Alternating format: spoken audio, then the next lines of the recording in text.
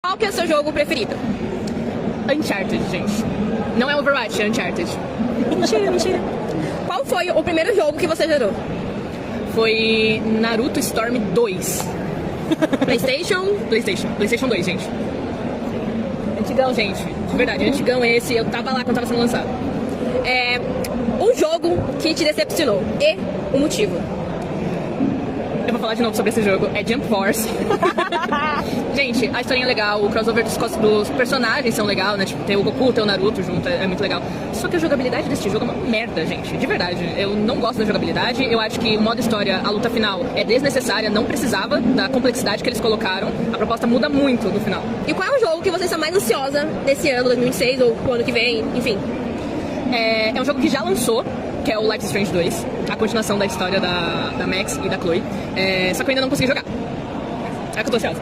É isso, valeu!